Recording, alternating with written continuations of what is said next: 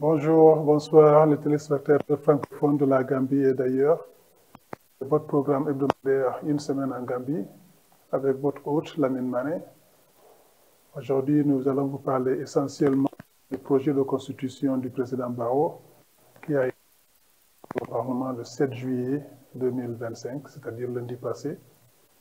Cette journée du 7-7-25 est marquée d'une pierre blanche.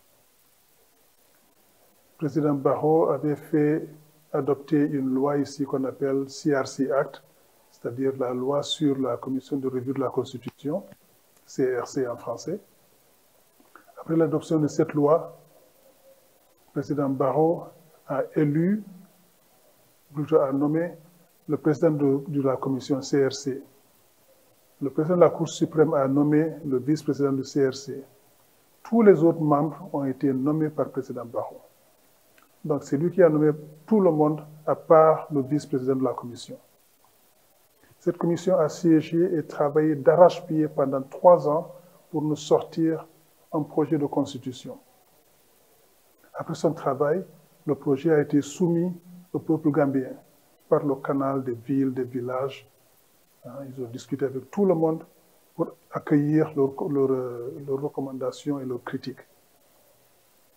Quand ils ont fini ça, ils ont soumis le projet de constitution aux différents chefs religieux et coutumiers du pays, c'est-à-dire le Conseil supérieur islamique, le Conseil des églises de la Gambie. Tout ce monde a regardé ce document, ils ont fait leurs observations et leurs critiques. Ensuite, ils ont amené ça aux partis politiques pour recueillir leurs observations. Après les partis politiques, ils sont partis voir les Gambiens qui habitent à l'extérieur du pays, c'est-à-dire la diaspora. Ils ont discuté avec toute la diaspora sur ce projet de constitution. Ils ont recueilli les observations de Gambiens de la diaspora également. Ils ont mis toutes ces observations ensemble, ils les ont intégrées dans le projet de constitution. Ils sont repartis une deuxième fois vers tout le monde et dire, voilà, nous avons fait notre travail, nous avons intégré vos observations, voilà le document final. Dites-nous ce que vous en pensez. Les gens ont regardé, ont observé, ont dit, bon, vraiment ça, il n'y a rien à dire, ça nous convient. Après cela, ils ont pris le projet de document de constitution, ils ont amené ça chez Barrow lui-même. Il dit, Monsieur le Président, voilà le document que vous nous avez chargé de rédiger. C'est fini, voilà, nous remettons le fruit de notre travail. Il le remercie, il prend ça, il donne ça à son ministre de la Justice. Il dit, allez présenter ça et le défendre au niveau de l'Assemblée nationale. Ils ont amené le document à l'Assemblée nationale et le ministre de la Justice n'a pas fait ce qu'il devait faire pour défendre le projet de constitution.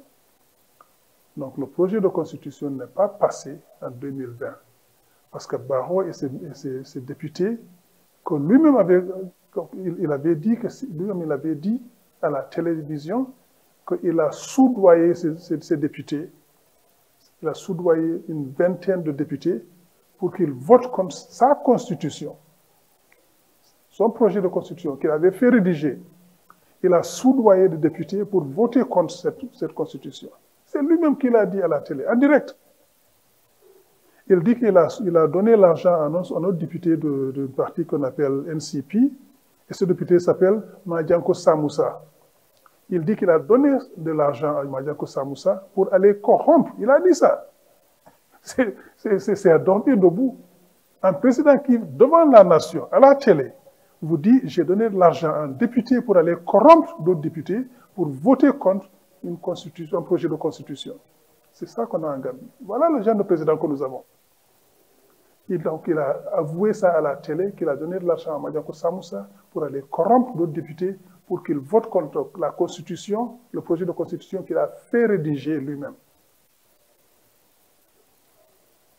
Alors, je ne sais pas comment qualifier cet acte. Pour moi, c'est la haute trahison. Après avoir dépensé 116 millions de dollars de l'argent des contribuables pour préparer un projet de constitution, vous soudoyez les députés et vous allez à la télé pour nous dire que j'ai soudoyé les députés pour voter contre une constitution que j'ai fait rédiger à un prix fort pour qu'ils votent contre cette constitution. Si ce n'est pas la haute trahison, ce n'est pas ce qu'on doit l'appeler. Bref, il a fait tout ça, donc le projet de constitution a échoué. Parce qu'il fallait recueillir trois quarts des députés, le vote positif de 3 quarts des députés pour que la constitution passe. Donc sur un parlement de 58 députés, il fallait que 44 députés votent pour le projet de constitution. Il a soudoyé les députés et plus de 20 députés ont voté contre la constitution, donc la constitution a échoué. Le projet n'a pas été adopté. Et quand ça a été rejeté, ces députés sont partis fêter. Ils ont fêté le fait qu'ils ont arrêté cette constitution dans le Parlement, ce n'est pas passé. Après qu'on ait dépensé 116 millions de dalasi, de l'argent de contribuables, à la demande du président, le président fait arrêter cette constitution au niveau du Parlement, ils ont voté contre, et ils vont fêter cet acte. Inqualifiable. Bref, ils ont fait tout ça. Après avoir fait ça, qu'est-ce qu'il fait par la suite? C'était en 2020. En 2024, il va s'asseoir avec son ministre de la Justice et quelques autres acolytes. Ils nous produisent un projet de constitution en 2024 que nous appelons le projet Barrot. Parce qu'il n'a consulté personne. Il a fait ce qu'il voulait avec son ministre de la Justice. Ils ont sorti ça, ils ont amené ça. Et cette constitution était censée être une amélioration de la constitution de 2000, le projet de constitution de 2020. Mais au lieu de l'améliorer, ils ont ajouté plus de 100 modifications à ce projet de constitution qui a été adopté par toute la Gambie. Ils ont introduit des choses qui arrangent le président. Ils ont enlevé tout un chapitre sur l'intégrité, sur l'impunité et sur la bonne gouvernance.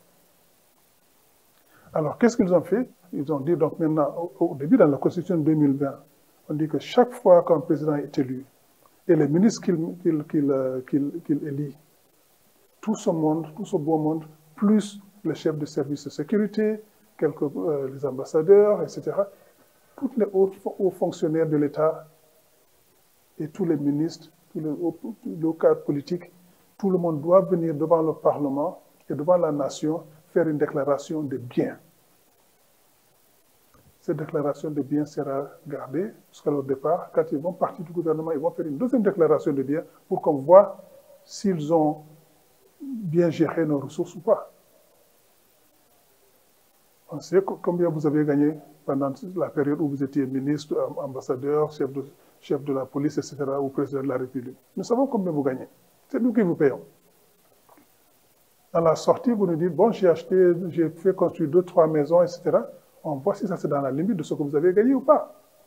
Si ce n'est pas ça, on vous dit, ça c'est un enrichissement illicite. Expliquez-nous comment vous l'avez gagné. Si vous arrivez à justifier, ça va, vous allez avec vos biens. Si vous n'y arrivez pas, c'est que c'est comme du vol, on reprend ça. C'est ça que la Constitution 2020 avait dit. Mais étant donné que Barrot et son gouvernement, tout ce qu'on voit, c'est de l'argent qui disparaît, qui s'enrichissent tous les jours, il a peur de ces dispositions. En 2021, juste avant les élections présidentielles, il fallait qu'ils déclarent leurs biens, les candidats à la présidence.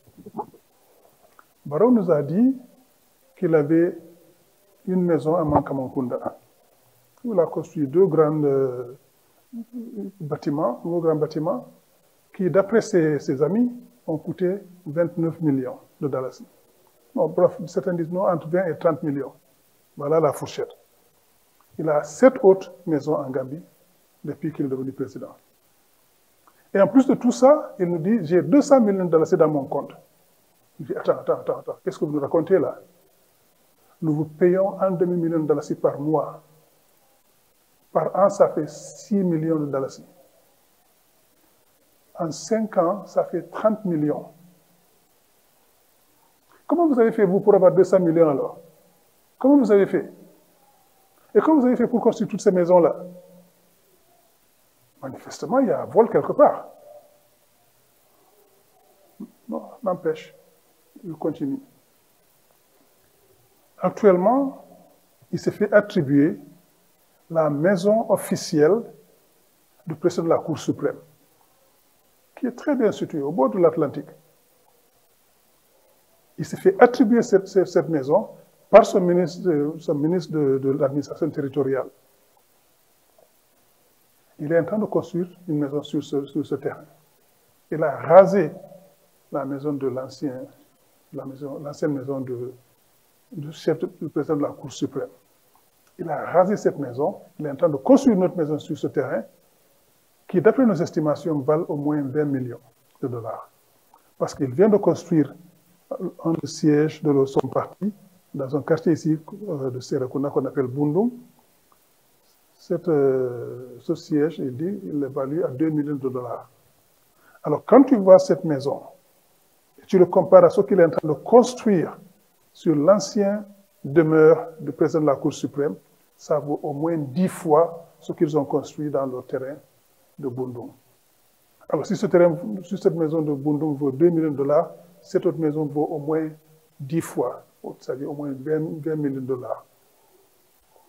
Et 20 millions de dollars, ça fait 1 milliard 400 millions. 1 milliard 400 millions. Pour quelqu'un qui peut gagner maximum 60 millions en 10 ans. Mais comment vous avez fait pour construire une maison de 1 million 400 milliards? Comment vous avez fait pour avoir 200 millions sur votre compte? Comment vous avez fait pour avoir cette maison dans ce pays-là? Comment vous avez fait pour avoir cette grosse demeure à Kamakunda qui vaut au moins 20 à 30 millions de dollars? Comment vous avez fait? Voilà les questions auxquelles il ne veut pas répondre.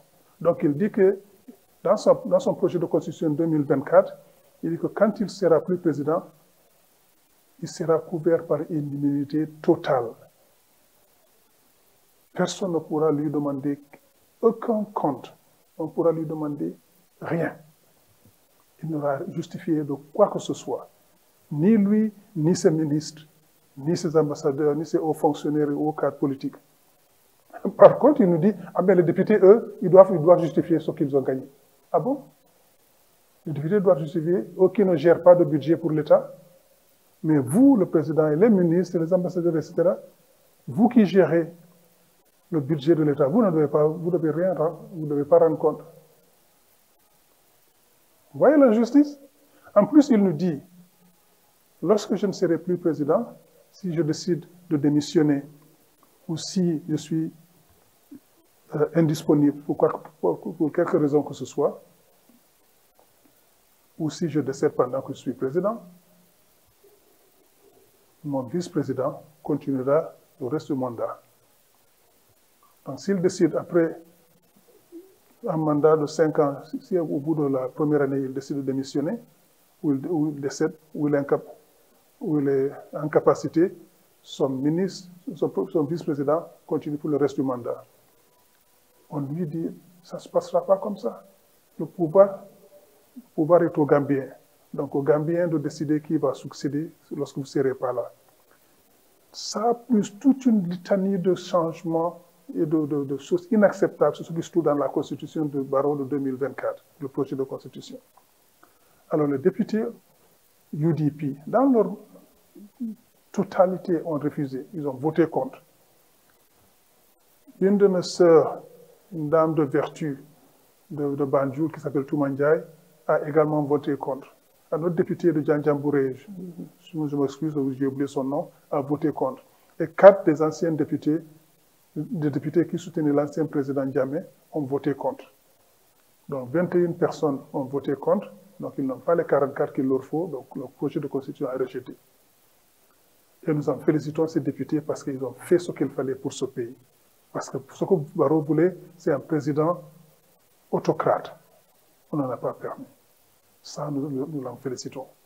Nous en félicitons les députés qui ont pris cette décision courageuse et patriotique.